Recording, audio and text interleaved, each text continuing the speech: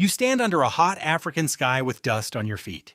Your mouth is dry, your hands are empty, and somewhere inside your round skull, a strange new kind of human brain is learning how to rule the world. You are not the first human, not even close. By the time Homo sapiens appears in Africa, other human species and older human forms have already walked, hunted, migrated, frozen, adapted, and died for more than 2 million years. So why does your species become the last one left? This is the strange thing about Homo sapiens. Your species was a latecomer, a newcomer, a nervous, fragile social animal with no claws, no fangs, and no armor. But around 300,000 years ago, something appears in Africa that had never existed in quite this combination before. A face pulled in beneath the brain, a high forehead, a distinct chin, a lighter skeleton, and a skull that would eventually become round enough to hold the most complicated thinking machine nature had ever produced. That machine was not magic. It was tissue. It was blood.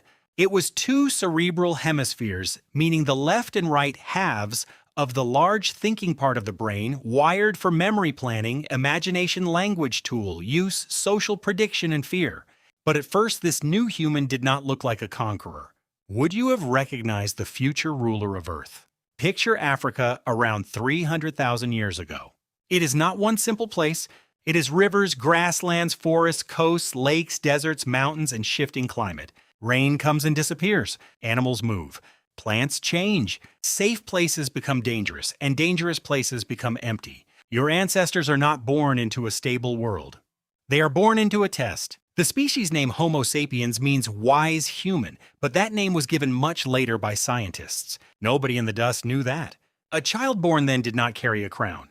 That child carried hunger, heat, parasites, predators, and the need to read every face around the fire. What made that child different?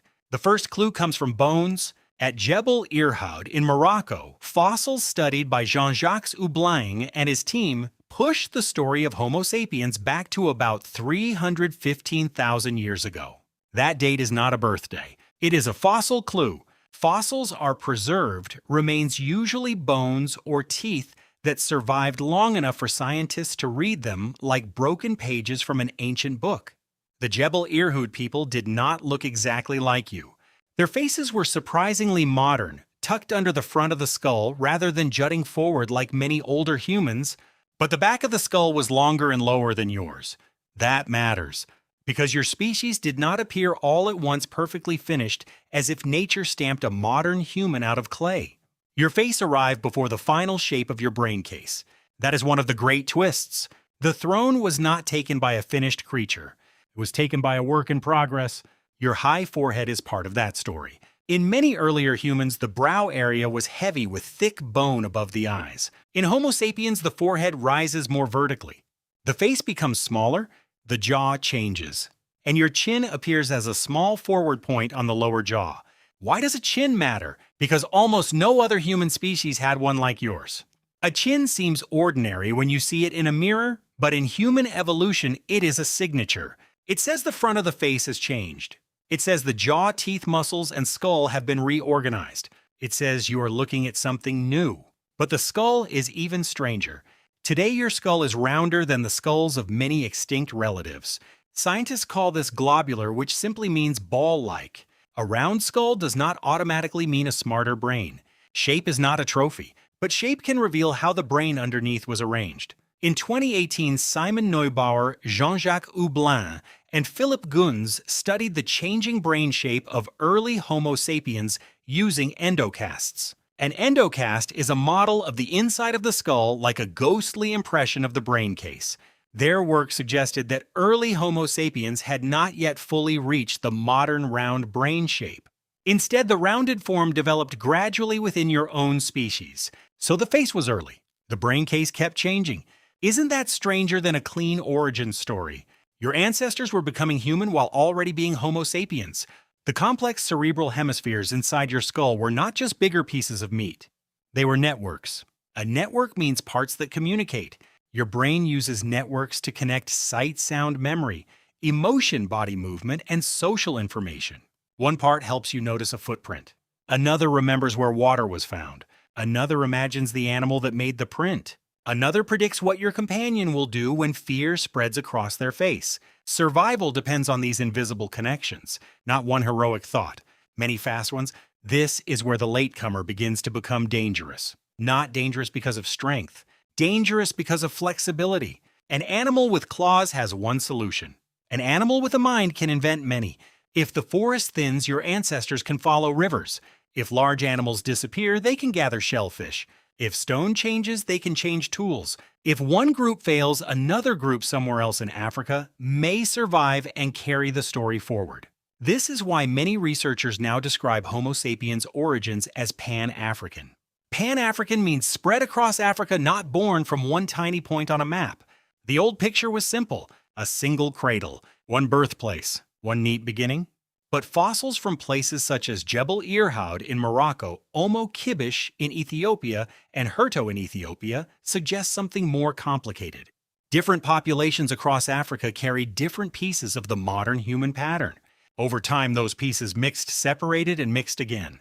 What if your species was not born in one place but assembled across a continent?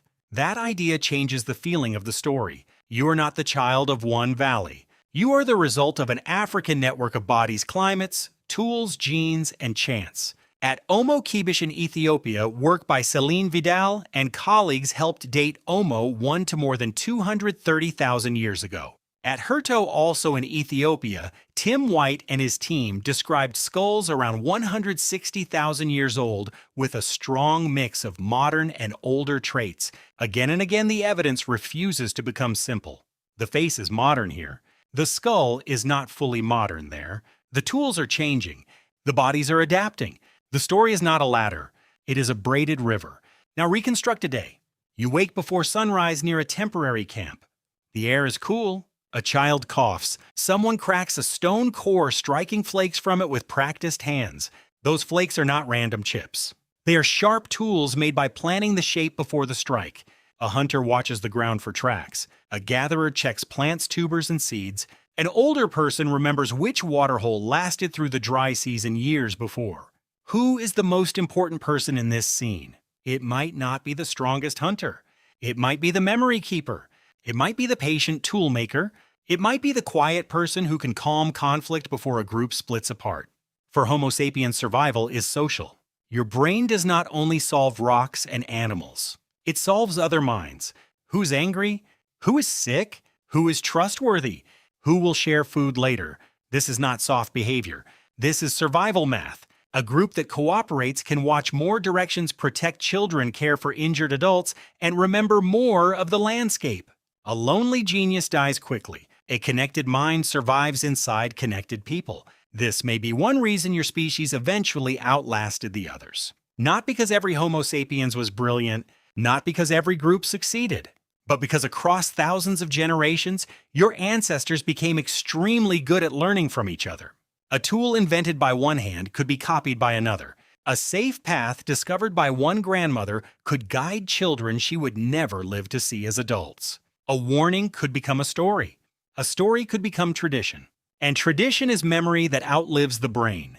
At Blombos Cave in South Africa, Christopher Henshelwood and other researchers found evidence of ochre use and symbolic behavior from much later in the story. Ochre is an iron-rich mineral that can make red pigment.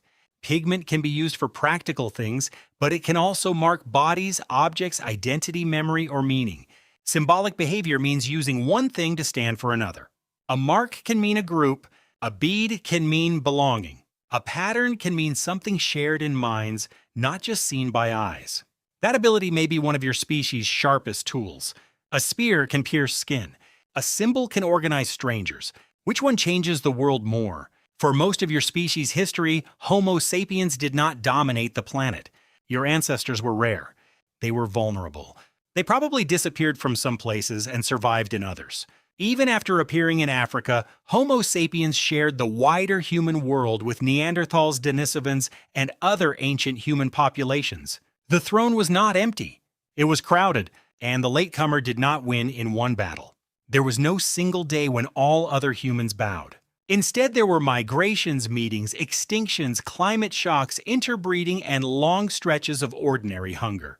Some of your ancestors mated with Neanderthals and Denisovans, which means the throne was not taken by purity. It was taken by mixture. That is another twist. The last human species is not untouched. Your body still carries traces of other humans in its DNA, the instruction code inside your cells. Victory was not isolation. Victory was contact. So what does the appearance of Homo sapiens really mean? It does not mean the sudden arrival of perfection. It means the emergence of a strange package. A smaller face, a high forehead, a chin, a changing round skull, a brain arranged for flexible thought, a body that could travel far, hands that could make tools, voices that could teach, eyes that could read emotion, and a social life dense enough to turn individual discoveries into group inheritance. This is the creature that took the throne. Not the strongest, not the oldest, not the one with the biggest teeth. The one that could adapt, remember, copy, imagine, cooperate, and turn fear into plans. Now look at yourself. Your skull still carries that history. Your forehead, your chin, your restless brain, your need to belong, your fear of rejection, your hunger for stories, your ability to imagine tomorrow while standing in today. These are not modern accidents. They are ancient tools. When you worry about the future, your brain is doing something very old. When you replay a conversation, your social mind is scanning for safety. When you learn from a stranger on a screen, you are using the same deep talent that once let a child learn where water waited beyond the dry hills. Your species won the throne, but the crown is heavy. A brain built to survive unstable Africa now sits under electric lights inside cities, holding problems too large for one mind.